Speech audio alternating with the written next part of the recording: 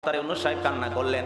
আমাদের দেশের সাবেক প্রধানমন্ত্রী শেখ হাসিনা মেট্রো রেল দেখে কান্না করেছিলেন, বিটিভি ভবনের ধ্বংসলীলা দেখে কান্না করেছিলেন, কিন্তু শহীদদের জন্য এক মিনিটও কান্না করার সুযোগ পায় নাই।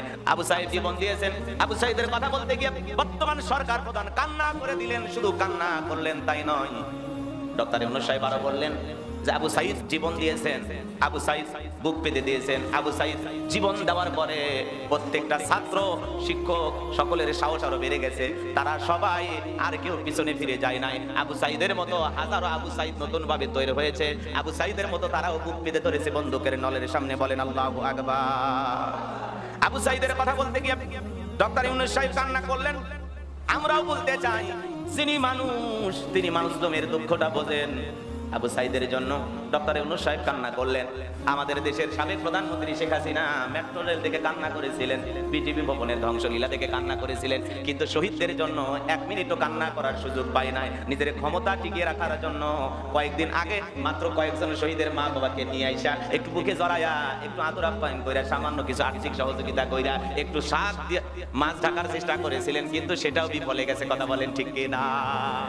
এজন্য যারা মানুষ, কারণ রাষ্ট্রের কাঠামো যেগুলো নষ্ট হয়েছে, রাষ্ট্রীয় যে সম্পদগুলো নষ্ট হয়েছে যারাই করেছেন, আমরা এটা কখনো কামনা করি না, কিন্তু রাষ্ট্রের সম্পদ আবারও এই জনগণ ট্যাক্সের টাকা দিয়ে, জনগণ সবাই একত্রিত হয়ে আবার এগুলো গঠন করা সম্ভব, গড়া সম্ভব, আবারও মেট্রো রেল চালু করা সম্ভব। কথা বলে ঠিক না?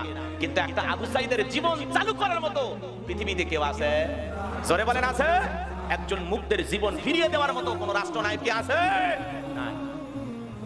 রাষ্ট্রের জানমাল রক্ষা করার জন্য আপনাদেরকে দায়িত্ব দেওয়া হয়, আর আপনারা জনগণের বুকে গুলি চালাইয়া, শিক্ষার্থী ভাই বোনদের বুকে গুলি চালাইয়া, শিশুদের বুকে গুলি চালাইয়া নিজের ক্ষমতার চেয়ারকে টিকিয়ে রাখা অনেক চেষ্টা করেছিলেন।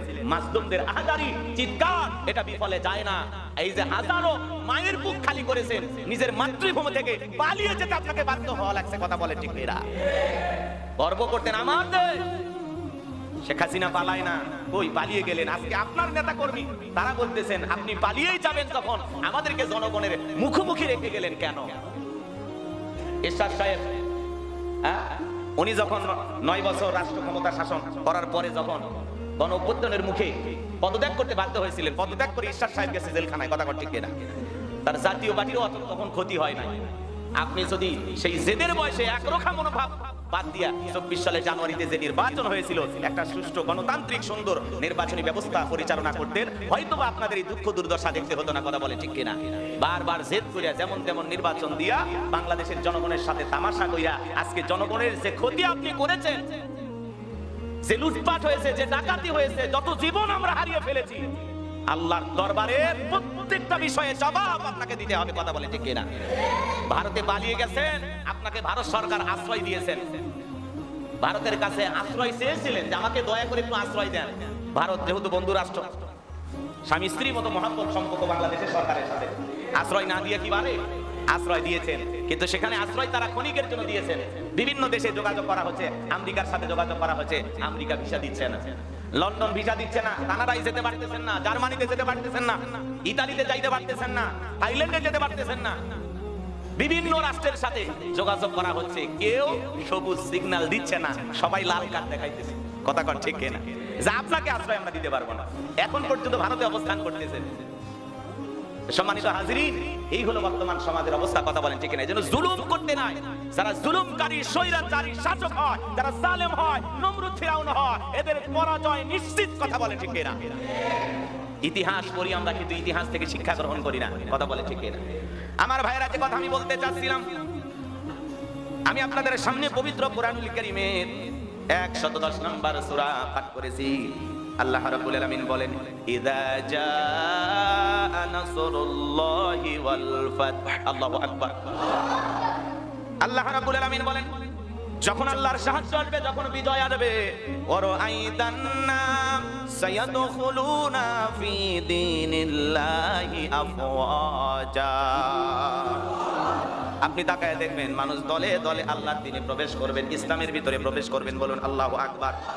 আল্লাহ রাব্বুল আলামিন বলেন, নবী গো, আমি যখন আল্লাহ রাব্বুল আলামিন বিজয় দান করব, আমার পক্ষ থেকে যখন সাহায্য আসবে আর বিজয় আসবে, আল্লাহর সাহায্য পায় মুমিনেরা। জোরে বলেন কারা? আরো জোরে বলেন কারা? আমরা মুমিন ছিলাম, ঈমানদার ছিলাম, এদেশের 95% মুসলমান যখন জুলুম আর নির্যাতনের শিকার হয়েছে, হাজার হাজার মায়ের বুক খালি হয়েছে, জুলুমের অন্ধকারে যখন পুরো জাতি ডুবেছিল, আমার ভাইয়েরা আপনারা অনেকে জানেন এদেশের অনেক মানুষ জুলুম আর নির্যাতনের এমন শিকার হয়েছিলেন। আবু জেহেল বদরের প্রান্তরে যুদ্ধে যাওয়ার আগে খানায় কাবার গিলাফ করে আল্লাহর কাছে কেঁদে বলেছিলেন, আল্লাহ আজকে যারা হকের পক্ষে আছে আপনি তাদেরকে বিজয় দেবেন। কথা বোঝেন নাই? আবু সাইদের জন্য ডক্টর ইউনূস সাহেব কান্না করলেন। আমাদের দেশের সাবেক প্রধানমন্ত্রী শেখ হাসিনা মেট্রো রেল থেকে কান্না করেছিলেন, বিটিভি ভবনের ধ্বংসলীলা থেকে কান্না করেছিলেন, কিন্তু শহীদদের জন্য এক মিনিটও কান্না করার সুযোগ পায় নাই। আবু সাইদ জীবন দিয়েছেন।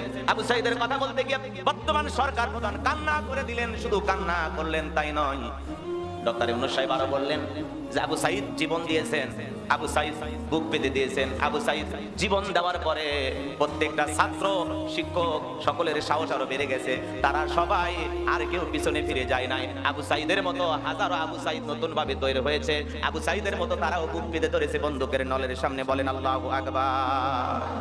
আবু সাইদের কথা বলতে গিয়ে ডক্টর ইউনূস সাহেব কান্না করলেন। আমরাও বলতে চাই